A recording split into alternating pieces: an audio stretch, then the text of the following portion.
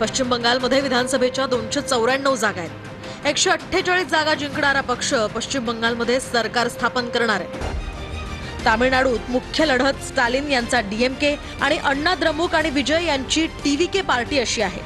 तामिळनाडू विधानसभेच्या एकूण 234 जागा आहेत। 118 जागा जिंकणारा पक्ष सरकार स्थापन करणार आहे। केरळमध्ये मुख्य लढाई एलडीएफ आणि यूडीएफ या पक्षांमध्ये आहे।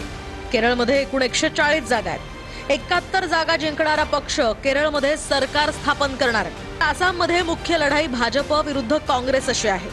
आसाममध्ये विधानसभेच्या एकूण 126 जागा आहेत। 64 जागा जिंकणारा पक्ष आसाममध्ये सत्ता स्थापन करणार आहे। तृणमूल काँग्रेस 226 पेक्षा जास्त जागा जिंकेल असं ममता बॅनर्जींनी म्हटलंय।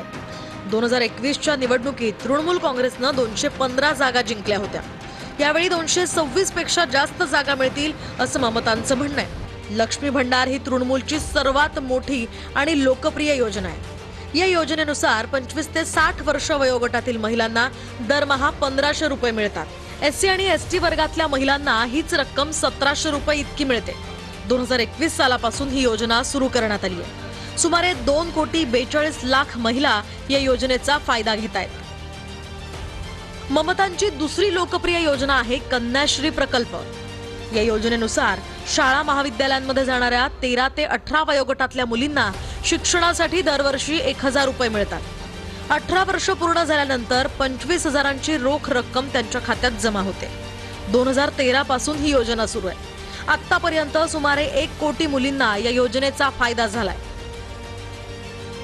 ममतांची तिसरी लोकप्रिय योजना आहे स्वास्थ्य साथी।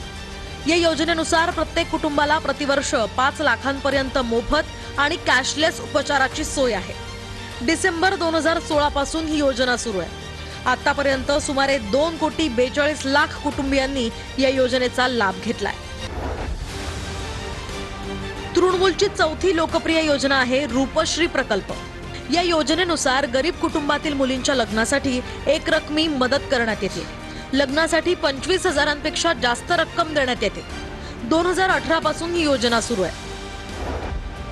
विधानसभा निवडणुकीच्या आधी ममतांनी आणखी एक योजना लागू केली आहे। या योजनेचं नाव आहे बंगलार युवा साथी योजना। या योजनेनुसार 21 ते 40 वयोगटातल्या बेरोजगार शिक्षित युवकांना दरमहा 1500 रुपये देण्यात येतात। 5 वर्ष किंवा नोकरी मिळेपर्यंत सुशिक्षित बेरोजगार तरुण या योजनेचा लाभ घेऊ शकतात। 1 एप्रिल 2026 पासून ही योजना लागू करण्यात आली आहे।